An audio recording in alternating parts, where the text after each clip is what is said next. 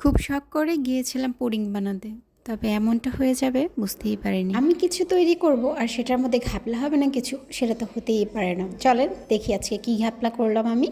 প্রথমে আমি ক্যারামেলটা তৈরি করে নিয়েছিলাম, আর ক্যারামেল তৈরি করার সময় আমি একটু পানি দিই যথারীতি। ফার্স্ট যেদিন আমি ক্যারামেল তৈরি করতে যাই সেদিন আমি একদম তৈরি করতে পারিনি। সেকেন্ড যেদিন তৈরি করতে গিয়েছিলাম সেদিনও পারিনি। তো ব্যর্থ হয়ে প্রায় 1.5 বছর পর কিছুদিন আগে আমি ফার্স্ট ক্যারামেল তৈরি করতে পারি। এই 1.5 বছরে একবারও ইচ্ছে হয়নি যে আমি জিনিসটা আবার তৈরি করার ট্রাই করি, কারণ আমি যে ব্যর্থ হয়েছিলাম আর আমি ব্যর্থ হলে আমি একদম হাল ছেড়ে দিই মাঝে মধ্যে। তবে সময় নিয়েছি, একেবারে হাল ছাড়িনি, তাই আবারও ট্রাই করেছি। আর এবারও একটু জেনে বুঝে তারপর ট্রাই করেছি। আলহামদুলিল্লাহ এখন আর ক্যারামেল তৈরি করতে কোনো প্রবলেম হয় না।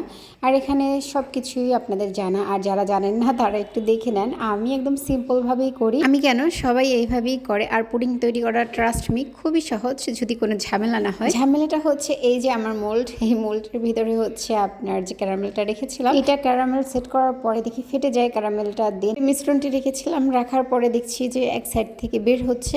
তো ওটা আটা দিয়ে ফিক্স করা ট্রাই করেছি, বাট কোনোভাবেই কাজ হয়নি। তারপর আমি ট্রাই করছিলাম, ওটা যখন পাত্রে দিয়েছিলাম পানির ভিতরে পুরোটা ক্যারামেল হচ্ছে পাত্রের ভিতরে একদম ছড়িয়ে যায়। তো আমি একদম খুবই আশাহত হই যে আমি তো সম্পূর্ণ প্রসেসটি ঠিকই করেছিলাম, জাস্ট এই পাত্রটি হচ্ছে কেন ডিস্টার্ব করলো আমি জানি না। আমি ভেবেছিলাম একদম বুঝি হবেই না, তারপরও ট্রাই করছিলাম, দেখলাম যে না, আলহামদুলিল্লাহ যা হয়েছে বেশ ভালো হয়েছে। অ্যাট দ্য এন্ডের অনেক মজা ছিল, সত্যি কথা, ট্রাস্ট মি। আর আমরা মানুষ বেশি ছিলাম, তো এক বসাতেই আমরা সাথে সাথে সব খেয়ে ফেলেছি। আর দেখতেই পাচ্ছেন উপরে যতটা চেহারা ভালো না হোক, কিন্তু খেতে একদম ভালো লেগেছে আলহামদুলিল্লাহ। তো আশাহত হবেন না, ট্রাই করে যান, একদিন সব পারফেক্টলি হবেই ইনশাল্লাহ।